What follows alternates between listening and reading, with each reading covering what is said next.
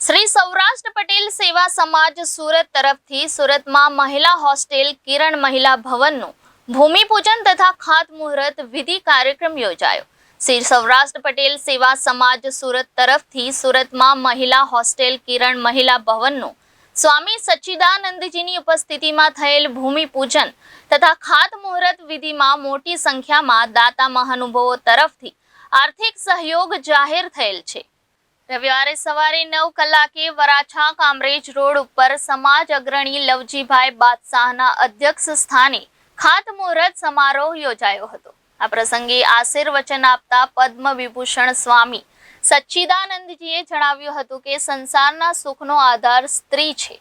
સ્ત્રી ધારે તો ઘરને સ્વર્ગ બનાવી શકે અને ધારે તો નર્ક બનાવી શકે। સ્ત્રીનું ભણતર, ગણતર અને ઘડતર કરવું જોઈએ। વર્તમાન સમયમાં મહિલાનું શિક્ષણ વધ્યું છે।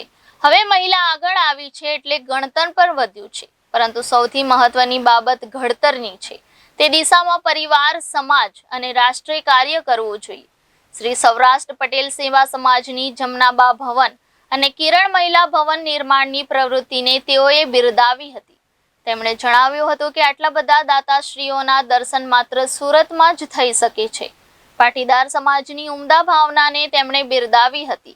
નિર્માણ પામનાર કિરણ મહિલા ભવનમાં મૂકવામાં આવનાર સરદાર સાહેબની દીકરી મણિબેન પટેલની પ્રતિમા મૂકવાની વાતને સ્વામીજીએ બિરદાવી હતી।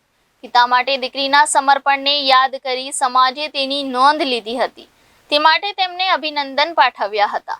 આ પ્રસંગે પદ્મ વિભૂષણ સ્વામી સચ્ચિદાનંદજી અને મુખ્ય નામકરણ દાતાશ્રીઓએ સરદાર સાહેબના વિવિધ પ્રસંગોના ચિત્રો ભેટ આપ્યા હતા। તે પેઇન્ટિંગ કરનાર શ્રી મનસુખભાઈ બાદલગઢ અને શ્રી આર.કે.નું સન્માન કરી અભિનંદન પાઠવ્યા હતા। સમગ્ર કાર્યક્રમ અંગે સ્વામીજીએ રાજીપો વ્યક્ત કર્યો હતો।